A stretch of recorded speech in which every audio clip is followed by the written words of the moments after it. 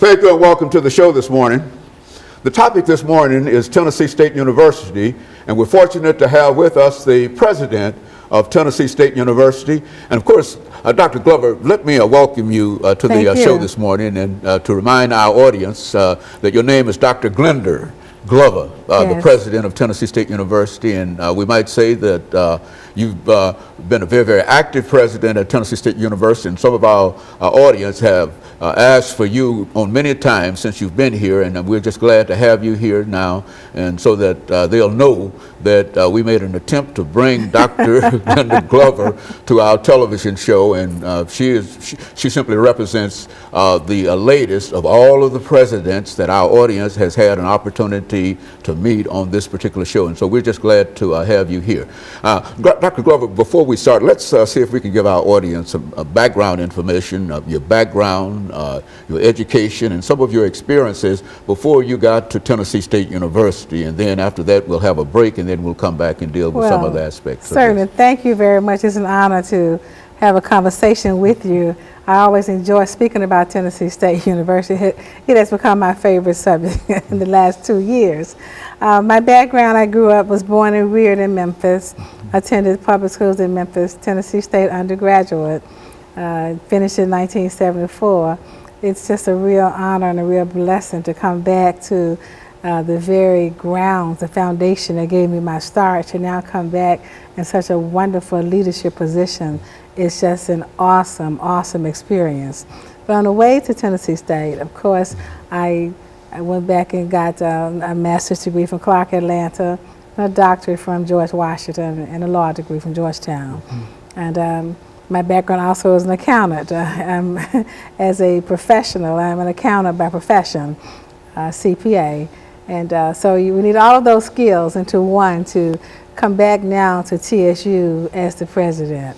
And thinking in terms, Dr. Glover, of coming to Tennessee State University and your first experience coming as a student to Tennessee State University, what did you know about Tennessee State University before you arrived here? And certainly not knowing that one day you would be the president of Tennessee State University, but what were some of your thoughts in terms of the opportunities that you felt that you might have had? Well, as a student, math, I was a math major, and I wanted to be in the honors program, so I graduated with honors and just had a lot of experiences with the honors students and the types of opportunities that a school like TSU offered. I spoke with various companies. I never thought about teaching really, because I was so interested in going into the corporate world. Higher education came later on in my career, but most of my experiences were public speaking, dancing, doing things that students do on campus, being involved with the panel and the council, those types of activities. So you arrived at Tennessee State University as a freshman student in what year? And give us an idea in terms of your impression about Tennessee State University. Oh, I loved it at first sight. I got there, you know, students make decisions based on some form of academic programs. I wanted to major in math. It wasn't so much the math program, it was the individuals that I knew who had attended Tennessee State and had done so well in their careers and were influencing me. And it was excitement about having been a student at TSU, and they came back to my church and my community, and they talked it up. So I said, well, let me just go and see what they're talking about. And then my parents could not afford to send me out of state to somewhere else, so I had some limited options at that time, and I chose TSU because I saw what it offered, both educationally, socially, with the versatility that was there. I just enjoyed it all. And so you landed at Tennessee State University as a freshman student in what year, Dr. Glover? 71. Now, who was the president of Tennessee State University at that particular time? Dr. Torrance. Dr. Torrance? Torrance, yes. So what did you think about Dr. Torrance and the faculty that you met at Tennessee State University? Well, the faculty was so caring and nourishing, nurturing. And Dr. Torrance was very accessible. He would sit and talk with students in the cafeteria. He was very he was easy to speak with, and he was always around. You wanted to do something that may not have been so acceptable by the standards of the faculty. He was there. You look up and he was standing right there. So he was always there. Very good. And so, Dr. Glover, we're going to take our first commercial break, and we're going to come back and deal with some other aspects of your journey at Tennessee State University. And we'll be back with our audience following this very, very short commercial break.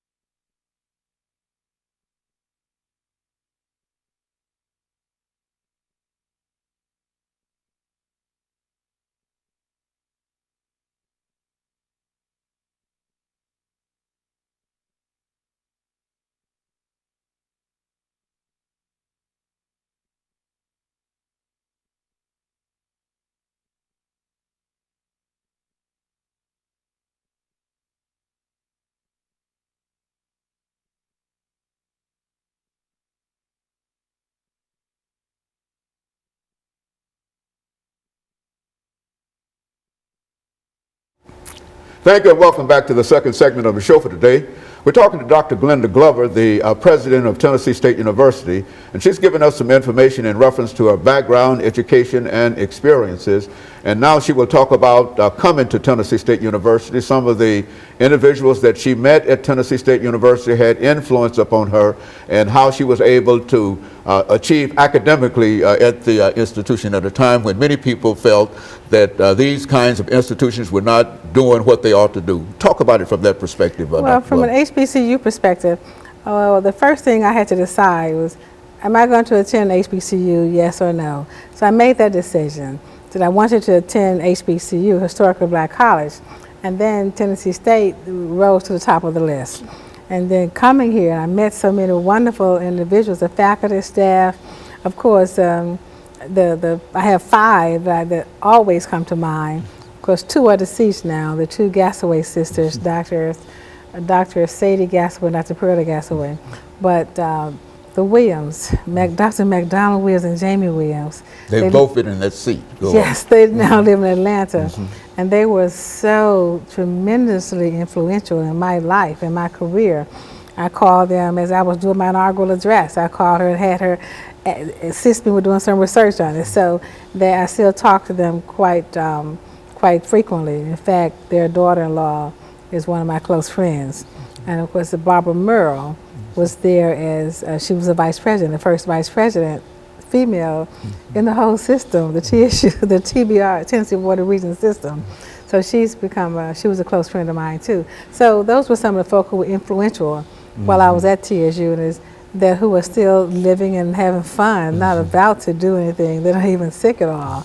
So those were some of the wonderful mentors that are very, very influential to me. Have you thought about being the president of Tennessee State University now and sort of incorporating some of the things that you learned under their leadership in reference to dealing with faculty and staff and students now? Has that had any impression on you at all? Well, the fairness aspects, you pick up in the fairness and you want to make sure you operate with a strong sense of integrity at all times. Well, I noticed that there was an element of fairness about Dr. McDonald Williams in our honors programs classes, and it was no nonsense. He was, so those are the kind of things, the strict love that, some folks call it tough love, but there's a strictness that you apply as you love and mentor students. So I saw that then, and I see it now in many of the faculty that we have, which is a good thing. And it's very encouraging in terms of being able to replicate that kind of attitude that they had toward your students now. It is, and then you apply some of your own characteristics and traits that you've picked up, in the business world. Being a CPA and being a lawyer and an educator, those three work so well together as you at the top leadership position, because you see things with a bigger picture in mind, and you're able to dissect mentally much quicker. So, and I find myself analyzing the smallest the smallest sentence that's brought to me when it comes to finances. So that is very important because, as you know, many of our universities are looking for additional funds. So we have to make sure you can quickly make decisions about how to best employ the funds that we have. And you think that the very fact of you being an accountant as well as a lawyer helped to enhance your ability to be able to deal with some of the problems that absolutely, absolutely. As an auditor, I know that most problems are not so much from breaking the law or misappropriating or doing acting in an inappropriate manner, is not knowing the rules in the first place. I think the legal profession has made me learn how to read rules and laws more closely and understand them much better. And of course, the accounting profession, which is the language of business, so because it made me understand business and the business aspects of being a president.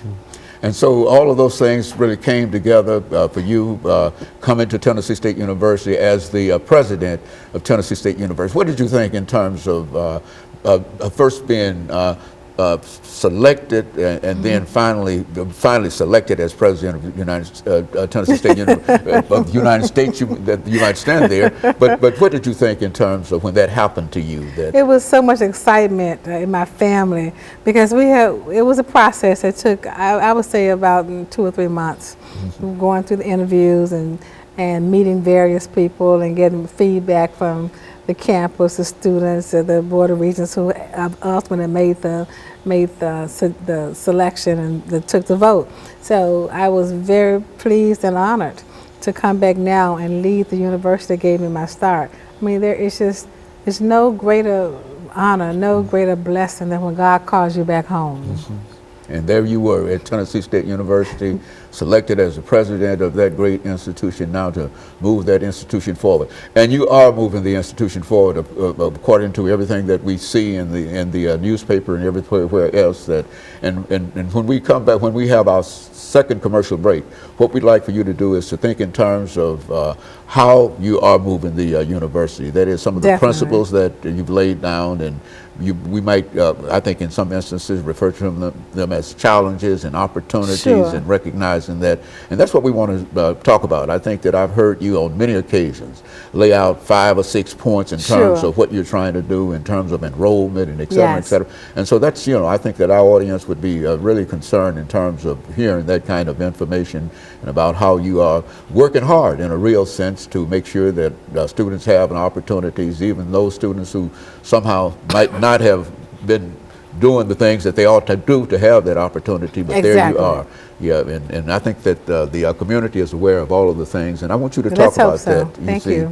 Because I think that plays a very, very significant role in terms of how you are able to deal with the university as well as how you're able to deal with outside of the university, because I think that we've seen in the newspaper a lot of information in reference to who you are and about the not only the groundbreaking activities that you're involved in for historically black institutions, black females, and et cetera, and you are indeed a role model. But thank you very much. And so I want you to just jump into that when we come back and talk about your background, your challenges and some of your opportunities. Certainly. We'll do that in about 10 or 15 seconds, and then we'll be able to sort of tie this up for the day. But I do want you to talk about some of the things that you talk about every day in terms of dealing with your faculty, staff, and the institution itself. And of course, we'll be back with our audience following this very, very short commercial break.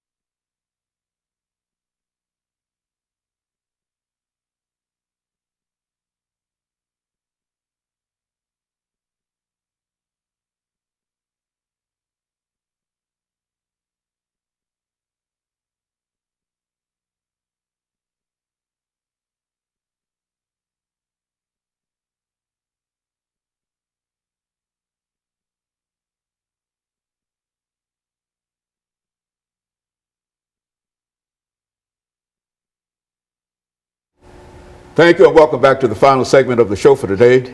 We're talking to Dr. Glover, the president of Tennessee State University, and she's given us some information in reference to her background, education, and some of her experiences coming to Tennessee State University. And now she's going to talk about some of the challenges and some of the opportunities that she has in terms of meeting some of those challenges and opportunities. Dr. Glover, let's pick up where we left off before we head our second commercial break. I was telling you how pleased and just appreciative I am to the Nashville community for being so receptive and so supportive of the endeavors of TSU. We put together a 5-point plan to increase our graduation rates for our students. That's our number one priority now, is to make sure that our students receive the support and the opportunity to graduate. Students have a right to graduate. So we are putting in procedures and implementing various activities to ensure retention, and so that students will have the opportunity to graduate.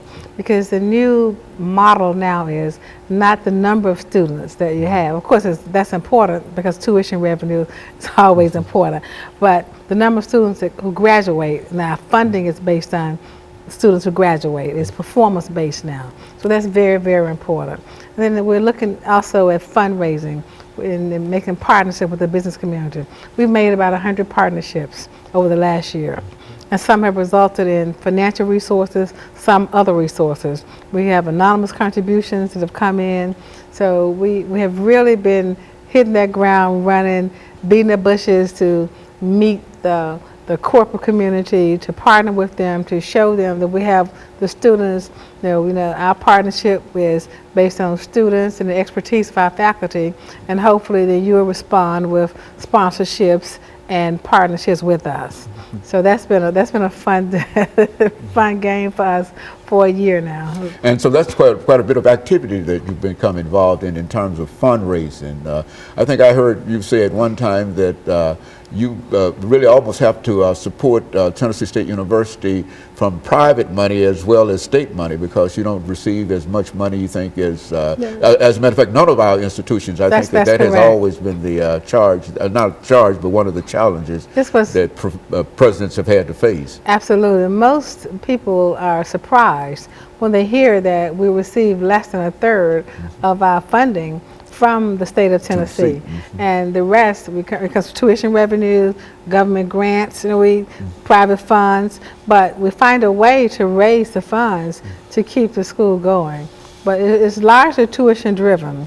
So the out-of-state fees, the in-state fees, all that makes for our entire budget.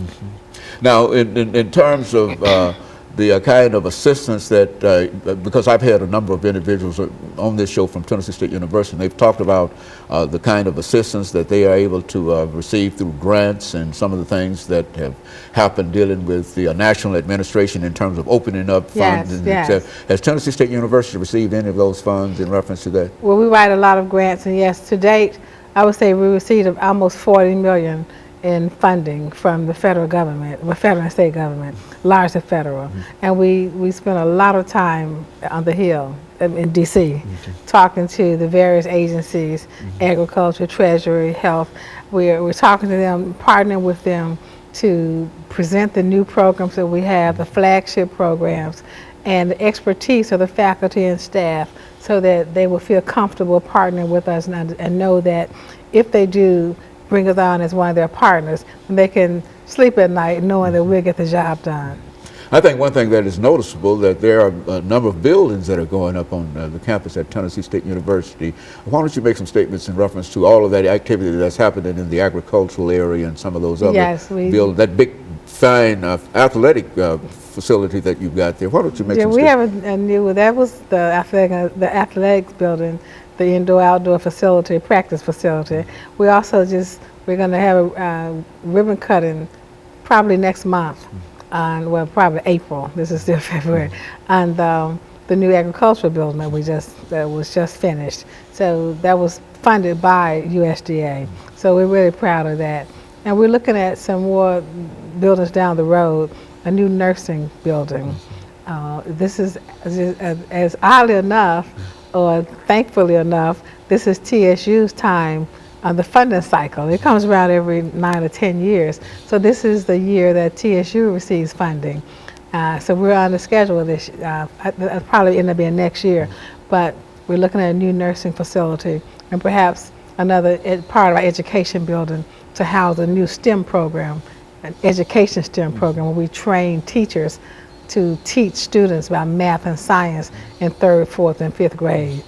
So we're really excited about that. That STEM program, I've heard a lot about that program, and engineering and all of all these other activities, and the idea is to increase the number of graduates in these areas. Yeah, we want to, the whole STEM initiative across the country is to increase the number of African American graduates in the sciences and technology and engineering and math, because that number is woefully low. And with the added emphasis from the President Obama on down to the high schools, we're trying to emphasize the STEM areas to get the analytical thinking, the strategic thinking, the thought processes to help as we increase our national scores on exams. Tennessee recently was rated the most improved state in K through 12. So that was very, very impressive and very phenomenal for Tennessee, and we were pleased to quote that statistic everywhere. But we're looking at how can we as TSU help to improve the educational status of our state and of course our country. There's an educational crisis across the country, there's no secret. So we believe teaching STEM and math early, or training teachers on how to teach STEM, math and science very early, it's one of the ways to assist us, and then going to a common core curriculum where those standards will assist us in getting our students what they need as far as developing the types of the knowledge and the skill set, the basis they will need to know. So we're excited about some of the new paradigms that's coming about in education, K through 12, that will feed into higher education. You know, there's one question that I always raise whenever we have a person from Tennessee State University, and that has to do with the lottery funds. Are you receiving any of that lottery money from the state? Well, I mean, from the lottery? No, none to speak of. You're not receiving enough of it, I would imagine. Yeah, I'm not sure we're receiving any of it. So, I mean, it's not enough to speak of and make a point about. Very good. Well, I can certainly appreciate that. So in a real sense, you're sort of optimistic in terms of the possibilities that that you face in terms of bringing more resources. Oh, it's unimaginable. We made so many partnerships, and we're talking to more companies by becoming engaged and understanding what TSU offers, and especially in the Nashville and Davidson County area, because TSU belongs to all of us. It belongs to Nashville, it belongs to the state of Tennessee, it belongs to you and me, it belongs to all of us. So we're selling TSU to the community, that we're no longer this university that's on the hill in North Nashville. We're out there meeting the needs of the business community. What the business community needs from Tennessee State is to be a fine academic partner and produce ready-to-employ graduates, and that's what we're striving to do.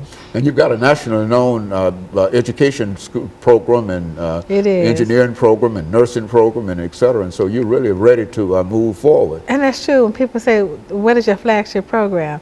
I have to brag and say they're all flagships. I mean, the engineering, health sciences, agriculture, business, liberal arts, there are so many flagships until it's difficult to say that you can single out one or two. And so you're really excited, Dr. Lovely. I'm excited. The alumni, I'm so excited about the excitement that's around me. I'm going to visit many of the alumni chapters, and that excitement is rubbed off. I gave them a challenge to meet a $50,000 challenge, and some have already met that challenge.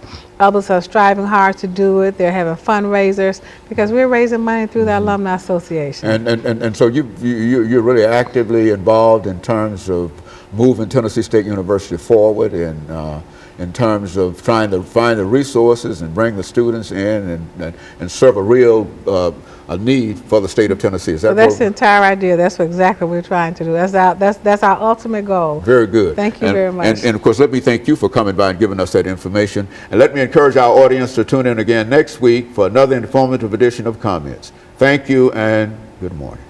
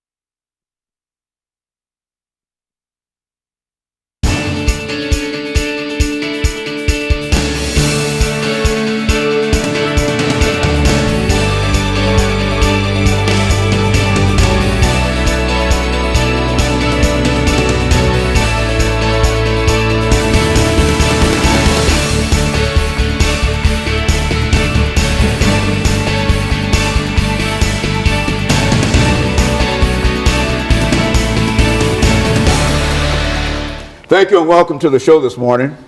The topic this morning is racial segregation, and we're fortunate to have with us to talk about racial segregation, Alana McLaughlin.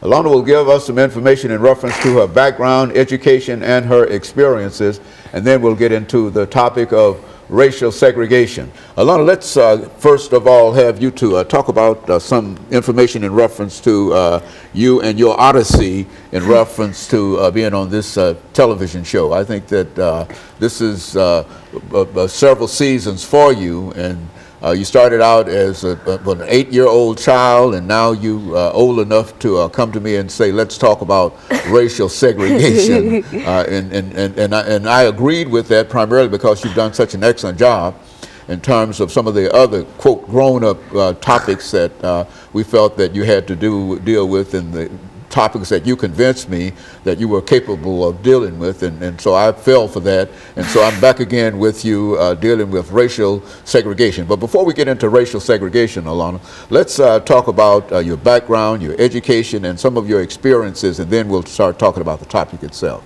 Well, for our new viewers, my name is Alana McLaughlin, born August 27th, 2002. I went to pre-K at Napier Elementary and multiple schools after that, and I currently go to John Early Museum Magnet Middle School, where I'm in 6th grade. Now, I'm very involved in church and other activities. Actually, this upcoming summer of 2014, I'm going to be attending the Junior National Young Leaders Conference in Washington, D.C.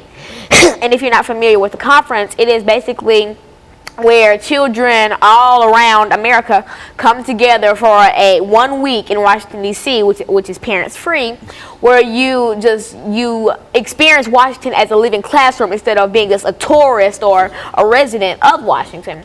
And so I'm very excited for that. And I'm also heavily involved in my school, church, and any activity I can really get into. Like at school, I'm on our debate team, the student council, everything I can get into, really.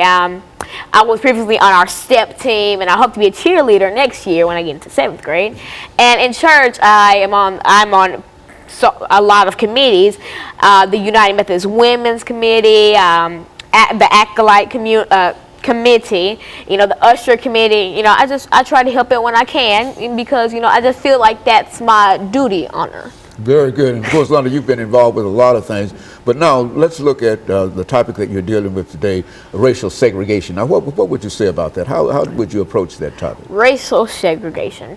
When the average person would hear that, they would think, the 1900s, Martin Luther King marching, MLK, Malcolm X type thing. But then racial segregation was more than just, the Jim Crow era, or just African Americans in segregated buses or sit-ins or anything. But it was way more than that. It expanded from just African Americans, Europeans, Ukrainians, Germans, Italians, because almost every race has experienced racial segregation. Now, going as far back in African American culture, you would think slavery. African Americans were enslaved and made to work and beaten if they did something wrong, or just beaten for their slave owners' amusement. And so that's as far back as I can previously think of for African Americans. But then for Europeans and Ukrainians and Germans, the Holocaust, or in the 14th and 15th century, Europeans were segregated just like African Americans were in the 19th era.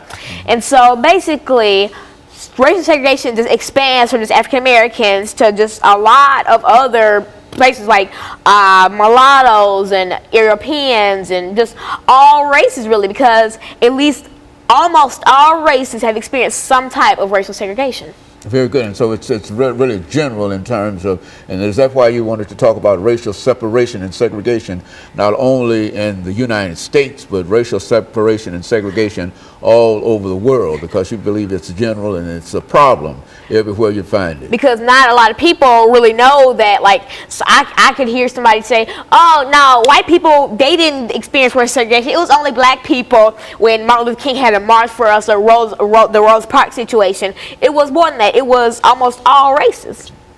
And so from that perspective, when we come back, I want you to sort of delve into what you consider to be some of the major elements and some of the major things that has to do with racial segregation and racial separation. I think you've already indicated in a real sense that it's general and all over the world and everywhere. And I think that I can say from some of the things that you've said on this program itself that you are now enlisting yourself into the war against racial separation and racial segregation. And of course, we're going to talk about that. And we'll be back with you following this very, very short commercial break.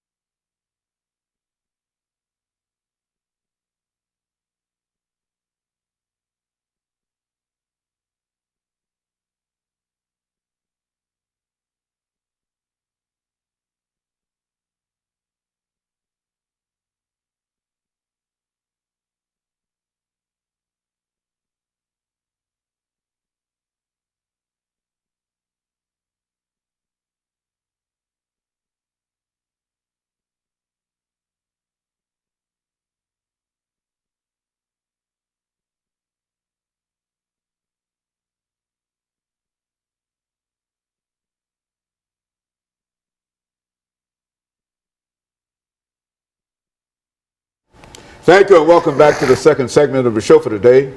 The topic is racial separation or racial segregation, and Alana has given us a taste of some of the things that she believes will play a very, very significant part in terms of separating the races. Let's pick up from where we left off when we spoke with this last segment, Alana. Well, for viewers just turning in, I am indeed Alana McLaughlin, born August 27, 2002. I'm 11 years old.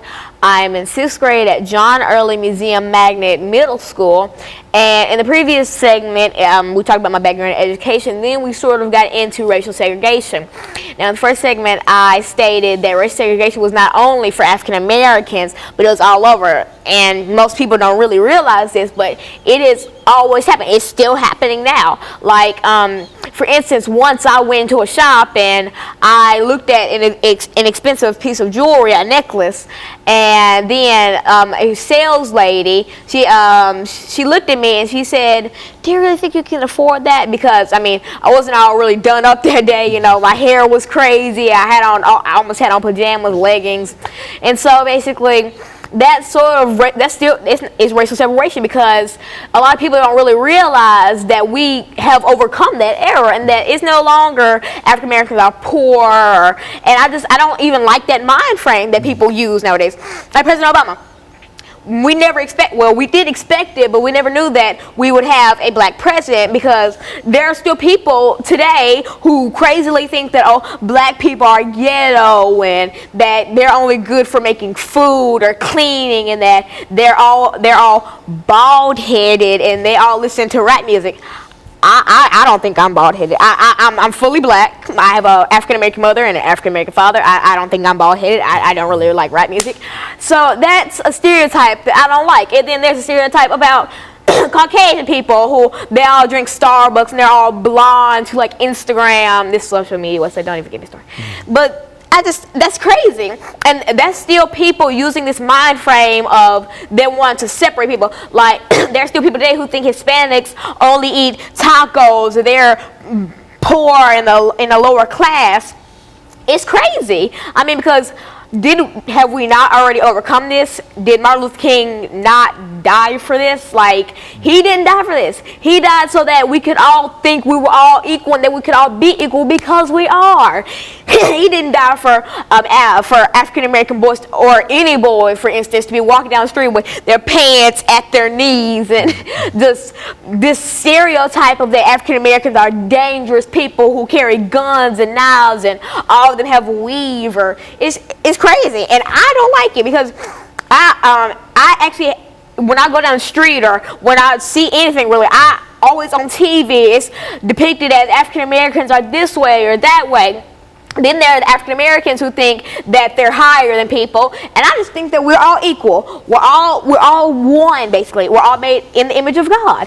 I don't think that she's higher than him or he's higher than her. The highest up would be God to me, and I may be wrong, but I don't think I am. And so basically I just want us to all be equal because we are, and I wish people would see that. Like, I am sick and tired of going on Facebook and seeing someone say, I saw this girl, she got robbed today by this black girl, and just cut the black out of it, okay? Okay, that black part did not need to be added. Okay, she got robbed. Okay, that could happen anywhere. A Hispanic girl could have robbed her. A white girl could have robbed her. A black girl could have robbed her. What is it about African Americans that make people think that we're all so dangerous, that we all love fried chicken and Kool-Aid? And this is stuff that I've seen on the internet. I once read a blog post on Tumblr that said that African Americans' favorite food, that their favorite meal was Kool-Aid and fried chicken.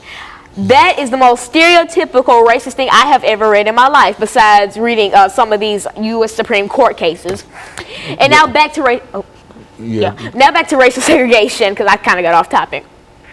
Now, see, as I said in the first segment, that the earliest sign of racial segregation was slavery. Now, if you're not familiar with slavery, slavery was when African Americans were enslaved by Caucasians or people of different races. I'm not going to single white people out, but then they were enslaved by different races and made to work and clean and cook because that other races thought they were higher up on a financial or on just a regular scale than us African Americans or us people of different races. And so they thought that, hey, we can abuse them or we can batter them and we can just kick them around for our own amusement, because at the time that was something funny.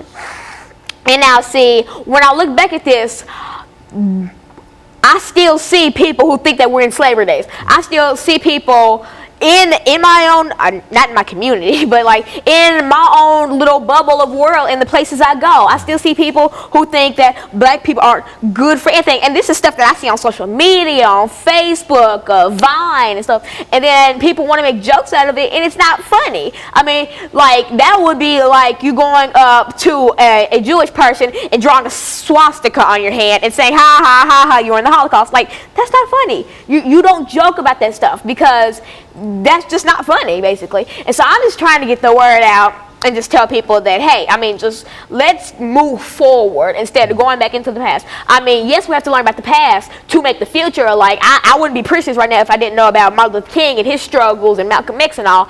But I still say, let's just not recreate the past, because not all of it was pretty beautiful. So how about we recreate a future where we all think we're equal and we love our neighbor, instead of, just hating people and thinking that we're better than people, because we're all equal. Nobody's better than anybody. We're equal. We're all people. We're all made with the same things. We almost all have hair and eyes. We're all humans. We all have souls, and we're people. We're just Homo sapiens. And so, Lana, in a real sense, all of this information that you have in reference to racial separation and segregation, I know has to have some kind of factual basis behind it, and I think you've talked about some of the factual basis of the beginning of racial separation and et cetera and et cetera. And so when we deal with this final segment, I want you to deal with some of the court cases and some of the things that made for racial separation. So in spite of everything that you've said, there was a system that separated people constitutionally, and that's what we want to try to deal with when we come back, because I think that you've got some information that can give some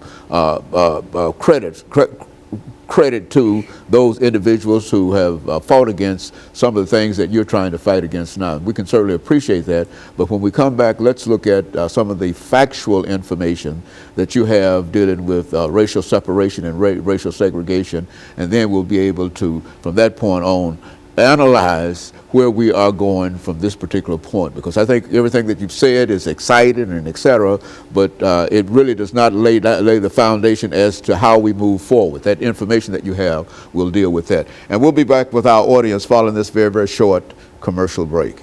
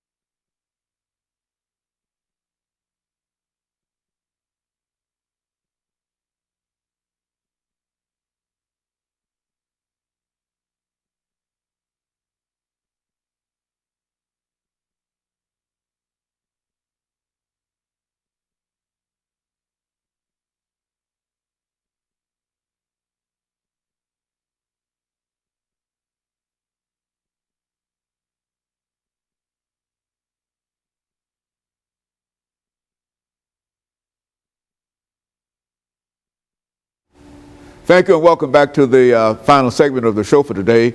The topic is racial separation or racial segregation, and Lana has given us quite a bit of information in reference to her attitude toward equality and her attitude toward the separation of the races. But Lana, let's look at it a little deeper in terms of some of the other information that you have. Now, in the previous segments, I did say that I was Alana McLaughlin. I am Alana McLaughlin. I am 11 years old, and I go to John Early Middle School. Now, then that was the first segment of background education. Now, in the second segment, I talked about how my views on racial segregation and racial separation, you know, the bus boycotts and Rosa Parks' situation, and Dr. King and how he marched for us and Malcolm X. Now, this last segment, I want to get down to a more of a factual basis because in the previous episodes, I have given more of a commentary basis. Now, let's talk about board versus education. Now, I think that the majority of African Americans are familiar with this U.S. Supreme Court case. Now, but if you're not, I'll give you a little basis on it. The Brown versus the Board of Education was a case that basically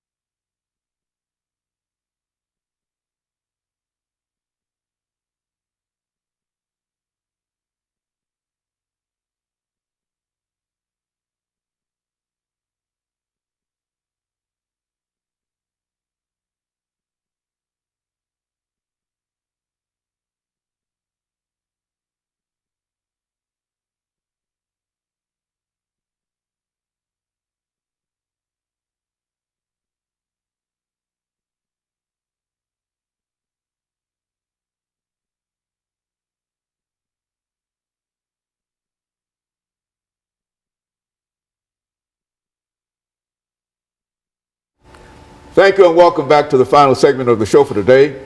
The topic is racial separation or racial segregation, and the guest is Alana McLaughlin.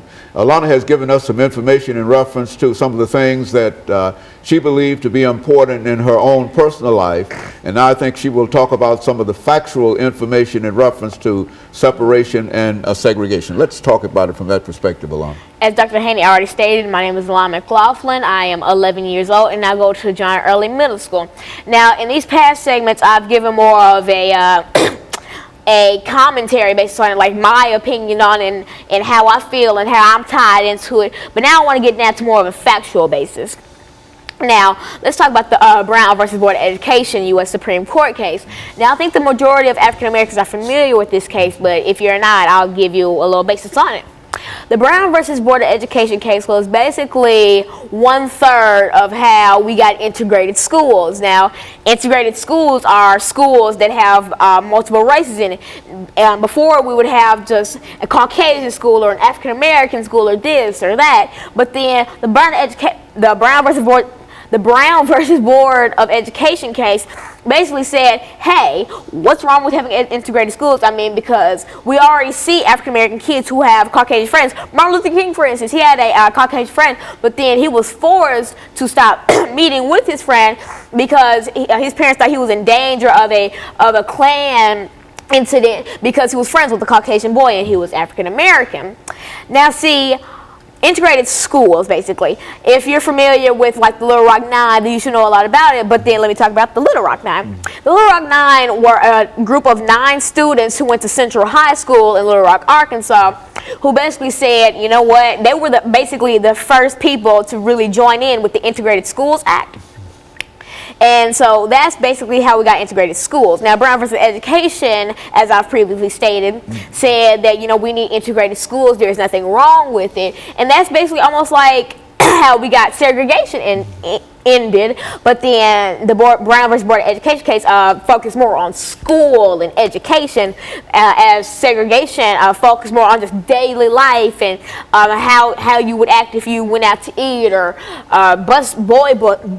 bus boycotts and things like that.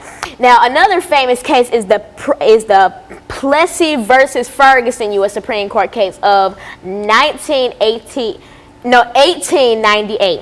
Now, on June 7, 1892, Homer A. Plessy was removed from the East Louisiana Railroad train and arrested by Detective C.C. Kane at the corner of Royal and Press Street for civil disobedience and violating the 1890 Louisiana Separate Car Act that separated railroad passengers by race.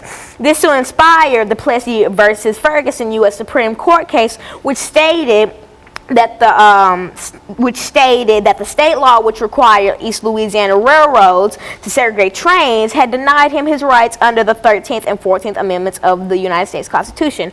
Now, if you're not familiar with the Constitution, I suggest you look that up.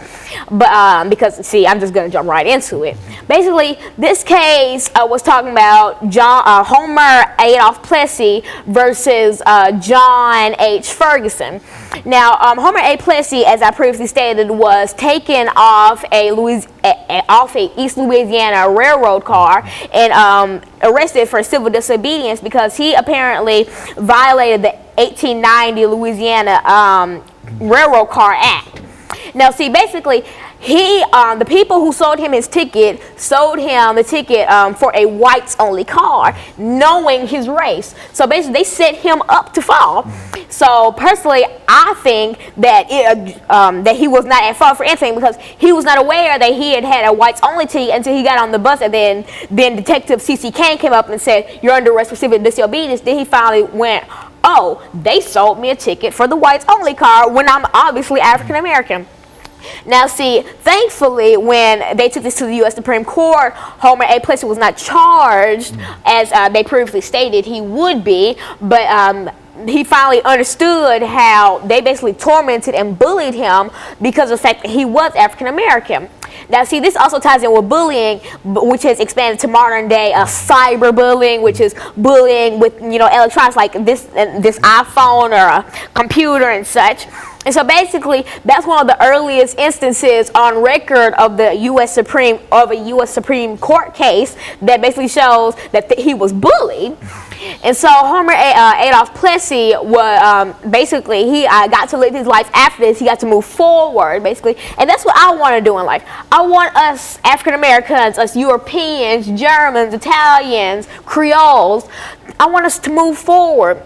Because I know that there will always be a place and we'll always have to look back and say, hey, we were in slavery and that we were in the Jim Crow era. But then I want us to move forward from that. I want us to make an era where we get to teach our children not to go around with their pants hanging at their knees or to do this to make a living. But I want us generation, because we're going to be the future leaders. My generation, we're going to be the people who kids have to look up and I look up to. And I don't want the future kids of the world to look up and say, hey, I want to be like this. I want to have a body full of tattoos. I want to curse out everybody in my path, and I want to dress like this because I want a generation of classy, sophisticated people. And I'm not just saying that African Americans are saying that, oh, we should do this and do that. It's anybody. I want us to have a race of people who can be leaders, not people who other people look at and say, I don't even want my child around that. I don't want my child to be around to see this,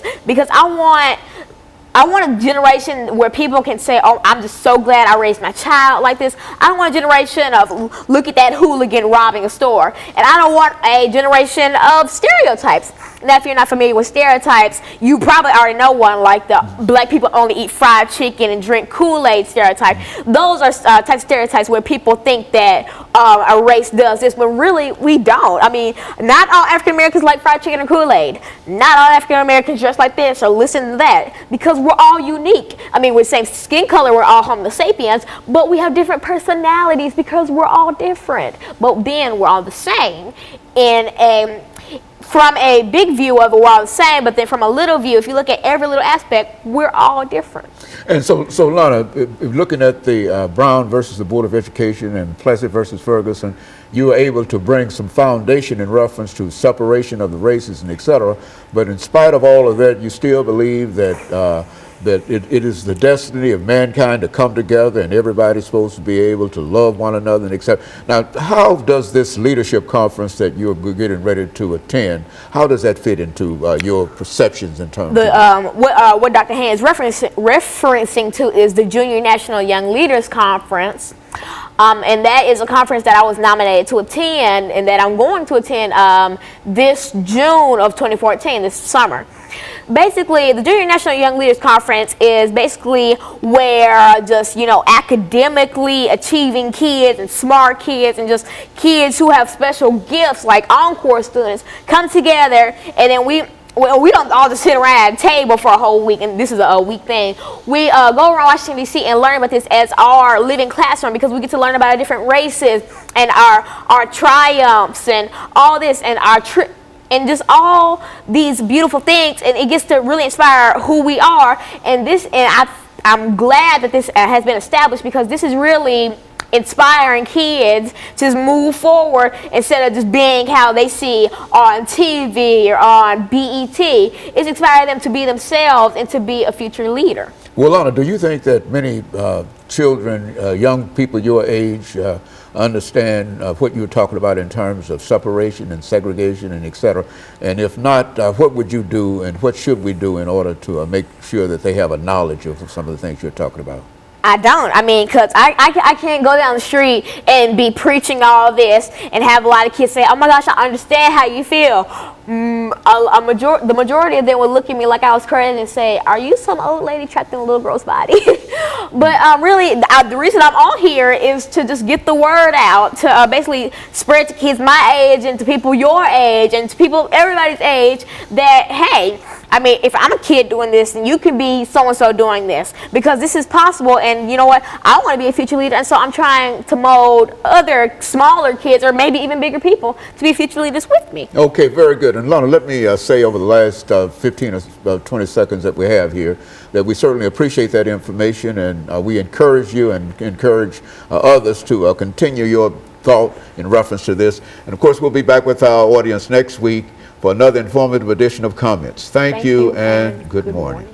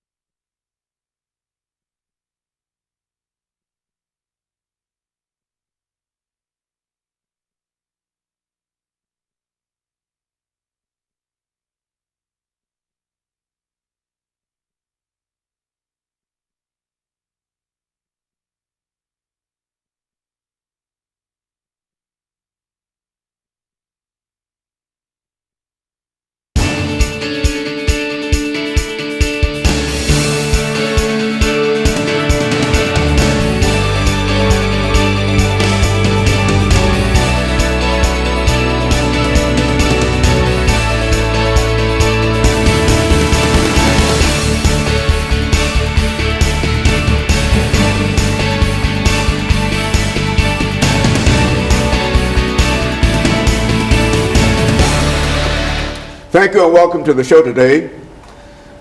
The topic today is from school to prison, breaking the pipeline.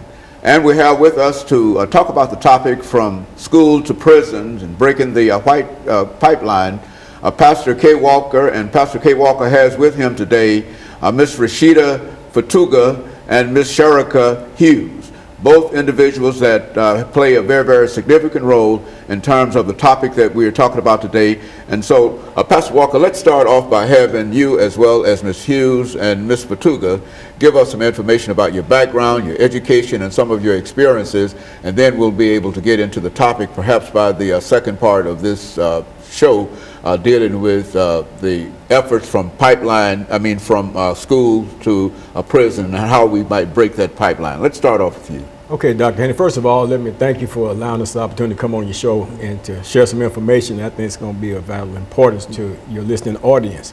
My name is Pastor Kelvin Walker. I pastor the Hands of God Christian Church. We're located in East Nashville on North 2nd Street. I was born and raised right here in Nashville, Tennessee, attended the public schools of Tennessee, and amazingly enough, I thought about it on the way over here to the studio here, Dr. Haney, how that, I don't know how long this prison to school to prison pipeline has been in place, but I know back in the 70s that I was kicked out of all the metropolitan Nashville, Davidson County public schools for extortion. And I recall the principal telling me in my first year of high school, you know, that Mr. Walker, your reputation precedes you, and the first thing I did, I got kicked out of the school system totally. And of course I fell into that trap, ended up in prison on drugs and all the whole 9 yards. So, but I'm here today because this is an important issue, and I brought a couple of guests with me, and I just want to kind of yield to them so that they can talk about it. Okay. Well, Ms. Basuga, why don't you give us some information about your background, education, and some of the things that were important in your life, and we will follow that with Ms. Hughes, giving us basically the same kind of information, and then we'll be able to go into this second segment dealing with the topic from school to a prison. Okay, thank you also for having us on the show today. My name is Rashida Fatuga, and I'm the founder of Gideon's Army, Grassroots Army for Children, and we are a grassroots organization that's youth-led and focused on dismantling the school-to-prison pipeline in Nashville, Tennessee. Very good. And Ms. Hughes? Well, my name is Sharika Hughes, and I'm a student at the Academy of Oconqueror. This is my senior year, and I'm part of the Get Against Army nonprofit program for the Peace Project, help supporting youth in school. And so you're part, in a real sense, part of the program that Ms. Fatuga is talking about. Is that your? Yes, sir. I'm over the youth in school. Pastor Walker, let's look at this idea of from school to prison, and I think that there are a large number of young people, many African American youth certainly, who fall into that trap or into that category. What can we say about that? You know, Dr. Haney, you know me, I'm one that always believe that our government don't always have our best interests at heart. And especially when it comes to the young African American male, and especially the young African American male, in terms of wanting us to have the education that they say that they want us to have, but at the same time creating all types of systems and obstacles and roadblocks that would deter us from acquiring that education. And in our school system, and I think a lot of people are not aware of a lot of the things that take place in our school system that are systematically designed to stop our people from being educated. And that's why we're here today, to talk about these things and to really make the public aware so that we can come together and effectively bust up this school to prison pipeline, because they're identifying our young children at an early age, and they're shuffling them through. And then when you couple that with the privatization of prisons here in the United States of America, it's a deadly situation. It's a deadly poison that's in our society right now. There has to be, we have to recognize it, and then not only do we have to recognize it, but we have to stand up and challenge it and fight against it and eradicate it out of our school systems. Let's see, Ms. Fatuga, now you've established, we've got about a minute before the end of this segment, but you've established this organization, and make some statements about this organization before we end this segment for today, and then we'll come back and we'll pick up with Ms. Hughes. But give some statements in reference to this organization that you've established. Okay, well, Gideon's Army is working on a campaign to stop the school to prison pipeline. And what we're doing is looking at the systemic systemic issues in our public school system, judicial courts, and then also just how our kids are handled as far as policing is concerned. That's our focus specifically for this year. And so you think that you've got a good program that can, in a real sense, at least touch this whole problem of from school to prison, and that's why you wanted to bring Ms. Hughes with you today, and she will be able, when we come back, to give us some information in reference to her journey into this program. And we'll be back with our audience following this very, very short commercial break.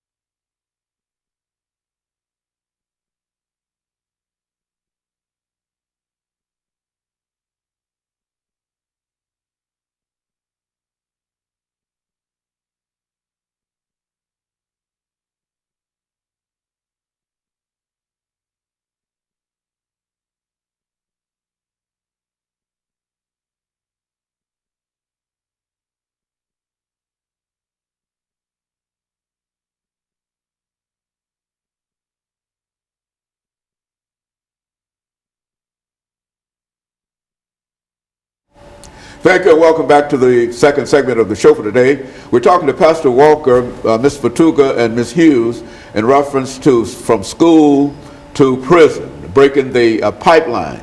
Pastor Walker, I think that we've talked about the revolving door situation for a long time, but now I think the idea here is from school to prison, and then you go in prison, and then you come back and get involved in the revolving door. Absolutely. I think in a real sense. Ms. Hughes, let's have you to talk about your journey to this organization that has been established by Ms. Fatuga, and how you feel that it has helped you and those that you work with or those around you.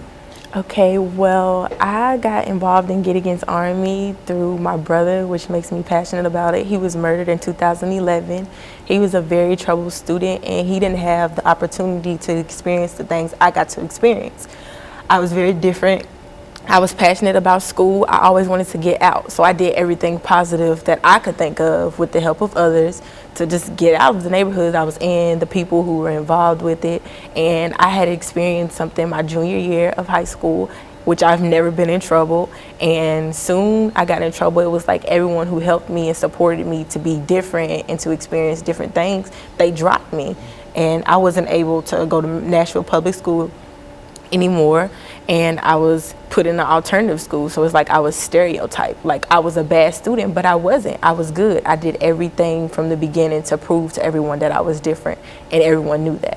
So when Get Against Army came about with Rashida Fatuga, and I knew there was other students out there who were being pushed out of school, who it was their first offense, but it was zero tolerance in school, they didn't get a chance to express their feelings or how they felt. And when they fought about how they felt and how they got in the situation, they were just looked down upon because it didn't matter, because they didn't have a voice. So joining with Get Against Army, I have been able to meet people from Vanderbilt, Fisk University, TSU. So it's just like a huge diversity of people who've got in trouble, different race. It really didn't matter. And we just all got to come together and just express our experience of like how Get Against Army would help us, or how we could help other students who've been pushed out of school. And that's really just been our main goal, of helping youth stay in school, staying positive, being supportive, on helping them just experience different things without being stereotyped. So Ms. Fatuga, you established this organization, Get Against Army. Well, now, what prompted you, what motivated you to think of an organization like this, and tell us something about the successes that you've had in reference to this organization?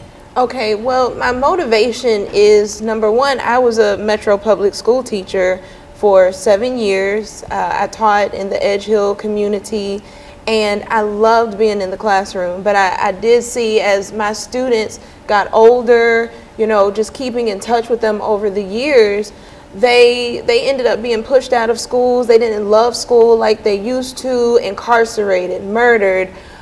All of these things are happening to my babies, and it came a point in time in looking for other leaders to step up and to do something. And I realized that a lot of people have really great intentions but don't understand community organizing or haven't really done the research to know and understand what really can dismantle the prison pipeline by striking at the roots, not just dealing with little symptoms, putting out fires here and there, but what can we do to cut it at its root. And that's been really the goal and the focus that we've had. We're a relatively young organization, but we've done a lot. We've had a lot of different successes, and success, of course, is relative, but we've been able to build a solid base of young people at a lot of schools to do trainings. We launched the Peace Project, which is a youth-led initiative to stop violence against youth, which has been really powerful because we train the youth and then the youth train each other. And so they are empowered and can see also how they have control, more control over their environments and over their situations than a lot of times they feel. The system, it's big, and it can also seem very overwhelming and like we can't do anything to I don't want to say fight the system, but to correct the wrongs within the system, or to restructure the system so that everything and everyone functions properly within it. But it's actually really doable if we're strategic enough. I think another big success is that we understand, and we've done a lot of research so that we're very strategic with everything we do. And so it won't be just a lot of feel-good moments and a lot of just things based off of emotion. We're doing things that really work. And so, Pastor Walker, in a real sense, you as well as they have identified this as one of the real questions that we have dealing with our young people today, this whole idea of incarceration and prison to from school to prison and et cetera. Oh, absolutely, Dr. Henry. When you listen to Ms. Hughes' statement, her story over there, you understand here you got a young lady that's determined to go to school, do what's necessary to do the right things and make the grades and deliberately being different and not fitting into a certain mold, and then to have one thing comes up and then to, because of the zero tolerance, to just be pushed completely out of the system into a whole negative environment, into an alternative school section where a lot of the students in those sections, some of them are trouble students, but to put her in that environment, and that's to just curtail, what she's doing. So she could have easily taken that and just given up and went into another direction, caught up in drugs, alcohol, and all types of aberrant behaviors because of that. It's just by the grace of God that she had the will enough to continue to pursue what she had already predestined in her mind to accomplish. And otherwise, she would have fell victim to that trap. And that's what we need to talk about, identify that trap. What is that school to prison pipeline? How does it work? When do they identify? What do they do to determine what prison is going to be built in the future in these communities and stuff like that? And so in the real sense, what we're doing here is trying to break that, as you indicated, break the pipeline from there. And the same thing that happens after the pipeline has put them in prison. They go to prison without any kind of reformation or anything and come back, and then they're back to prison again. And so this is really the front end, in a real sense, of this revolving door, in a real sense. Absolutely, because you're looking at our children now, because of the privatization of prison in America, you're looking at children as commodities. So this is how do we make money off of these students? And of course, we know slavery is still legal in the prison system. So if I can get this free labor, and if I can find a way to target it, then I can guarantee. Very good. And of course, we're going to be back with our audience following this very, very short commercial break.